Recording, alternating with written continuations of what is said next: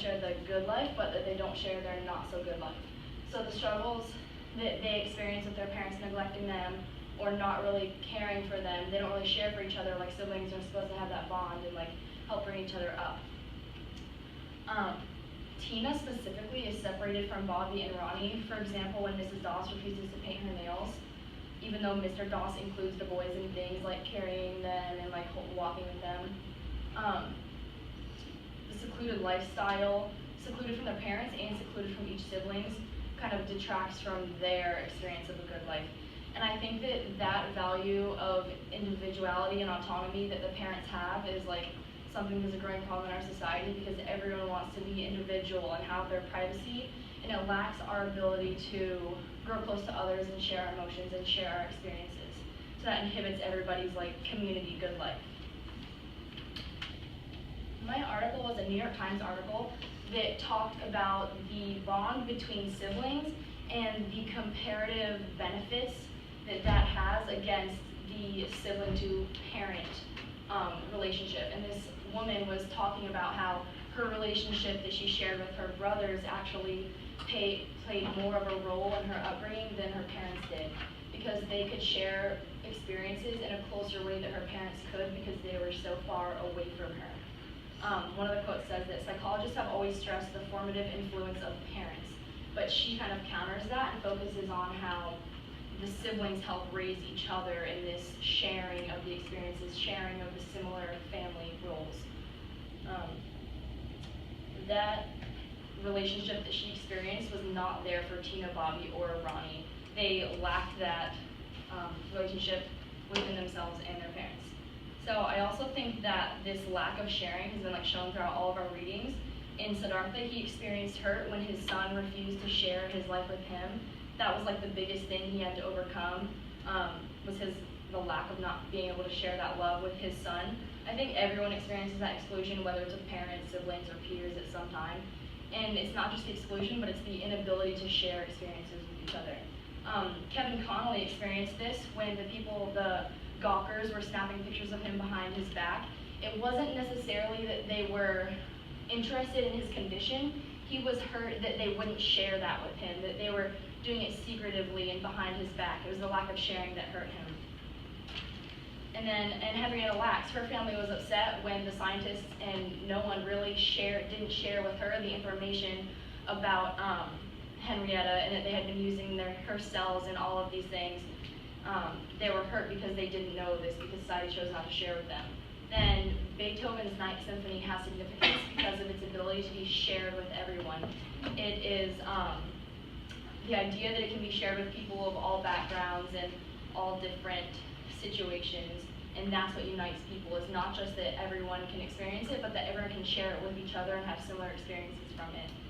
Then Kupperman writes that the mind cannot celebrate alone, but the body has to be invited to share that celebration.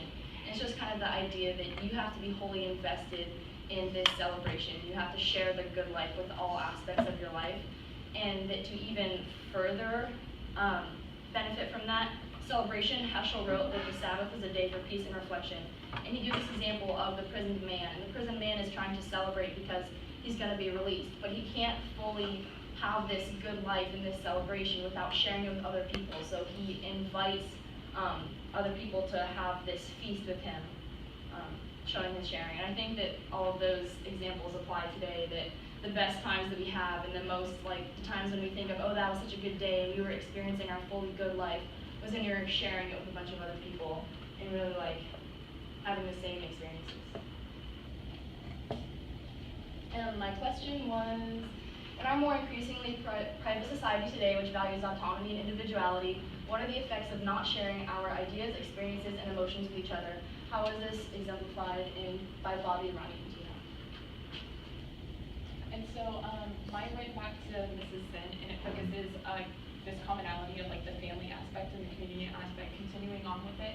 And I did Elliot and his mom. And so, for example, we can see like with one another a couple of quotes. So it says, it was one of the rare days his mother had off, but they didn't go anywhere. She did the laundry and balanced the checkbook.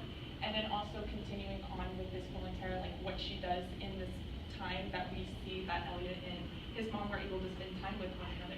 The first she did when they were back at the beach house was pour herself a glass of wine and eat bread and cheese, asking how his day was, but eventually she went to the deck to smoke a cigarette, leaving Elliot to wrap up the leftovers. And so this isn't something that like usually bothers Elliot or something she's never thought of until Mrs. Sin actually poses the question to him. And so she says, "Do you miss your mother, Elliot, these afternoons with me?" And he says the thought had never occurred to him. "I see her at night," he says. "You already taste the way things must be," is what Mrs. Sin says. And so with this kind of like idea, we see that two characters who they normally spend their time with other people. So when they come to share time with one another, it's kind of not awkward, but it's almost like not knowing really how to interact with one another. And this kind of relates to my outside article, which talks about children who are left at home alone and they don't have their parents normally to watch them. And so 7 million children from ages 5 to 14 are left home alone regularly by themselves. And so with this, they say that the way to have a common connection and to be able to share like your lives with one another is that you have to have a parent-child relationship. And one thing that really stuck out to me in this article, which I related back to Elliot and his mom, which I thought they didn't have, was that when kids have a relationship with their parents, they are more likely to be honest with their parents.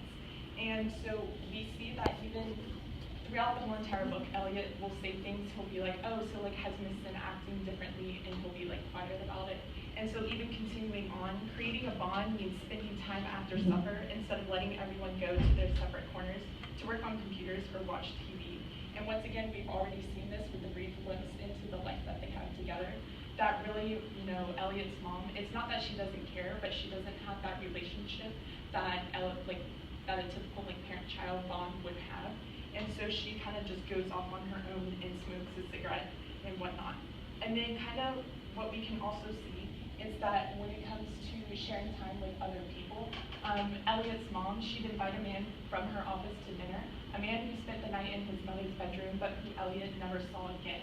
So here we see Elliot's mom trying to share a life with somebody and trying to get experiences with them, but it never lasts. And then even noted then, it's from her work, it's not from like an outside social event, whatnot. And so, but here we have with Elliot, when it comes to sharing his life with other people, he says Elliot didn't mind going to Mrs. Sin's house after school because that's kind of like what he was used to, was spending time with other people, other like authoritative figures, so to speak. And so that's why he doesn't find Mrs. Sin's, and it was almost like somewhat a temporary, permanent connection for him. And so along the same line, this whole entire community, love, family aspect, you also look back to what Tyson kind of said about the American culture and the Indian culture. We see that Mrs. Sin says, "Elliot, if I began to scream right now at the top of my lungs, would somebody come?" And this goes back to that whole entire family aspect that we see but we don't see at the same time, because in American society, as shown through my article, it's more common for kids to be left home alone, whereas in an Indian culture or like a European culture, you would see that everyone would be flocking to take care of the children because the community, like a family is built by the community in another culture. So I thought this kind of like showed a contrast between the two cultures. Yeah, and then my question was, at the end of the book, now that Elliot is left at home alone, is he still able to share the good life? And if so, with who would he be sharing it?